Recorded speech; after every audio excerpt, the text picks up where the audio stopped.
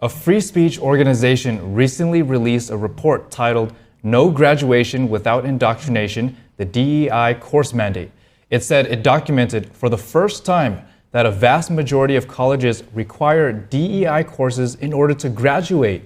To learn more, I spoke with Cherise, Executive Director of Speech First. Cherise, welcome and thank you for joining us. Now, tell us about your organization's recent findings on DEI graduation requirements. Yeah, absolutely. So we actually had been told by a number of our students that they were being required to take DEI courses in order to graduate. And at first we had just assumed this was an online training module, but then we soon realized it's actually a full semester long course. So we started to do some digging. We looked at around 248 private and public universities and colleges, found that 67% of those campuses actually mandate in some way a DEI themed course in order for students to satisfy their gen ed requirements. And we found that also 59% of those campuses are actually public, taxpayer-funded universities. So people can generally agree that there's great value in learning about different cultures and beliefs, but what are students actually learning in these mandatory DEI college courses?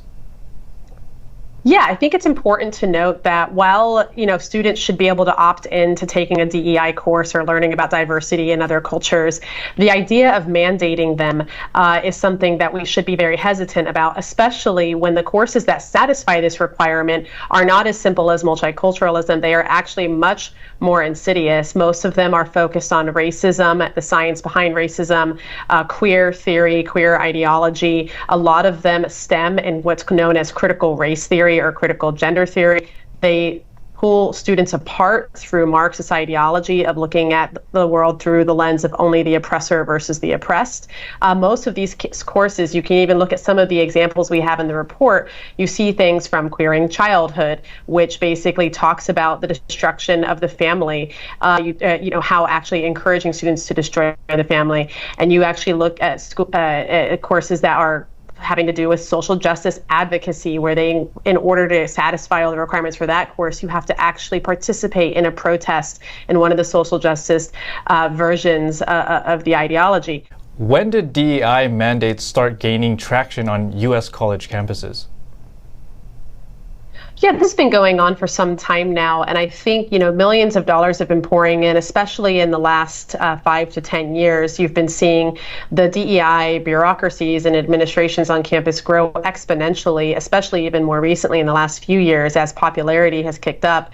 It's important to note that this popularity is very one-sided. It's specifically designed to force students into a political mindset, to push a political agenda that they might not necessarily agree with.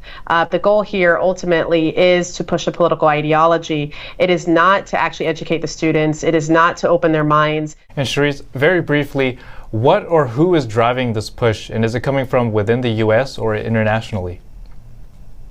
Probably a combination of factors. You see a lot of private funding behind this. We won't really know until investigations are started again by the Department of Education to see what kind of foreign funding is being attributed to a lot of this. I know the Trump administration had previously done some investigating and found that Qatar and China have significant impact financially on the direction of many universities, but we never really got to see the full version of that report or to see it all the way through because when the Biden administration took over, they basically just stopped doing that research, stopped doing that investigation. Very lastly, what do you believe can and should be done about it? Ultimately, the states need to take charge here. There's a number of states that we talk about in the report who have initiated or passed legislation that shuts down DEI departments on campus. The states that have gone the furthest are Florida and Texas, from what we know. But even then, you see a number of universities that are going to attempt to circumvent these laws. They're going to try to find ways around them. They'll repurpose the DEI administrators instead of firing them. They'll continue to incorporate DEI concepts into the curriculum unless you see full accountabilities. All right, Cherise, it's been wonderful listening, and it's a pleasure. Thank you so much for informing us and the viewers. Absolutely. Thank you.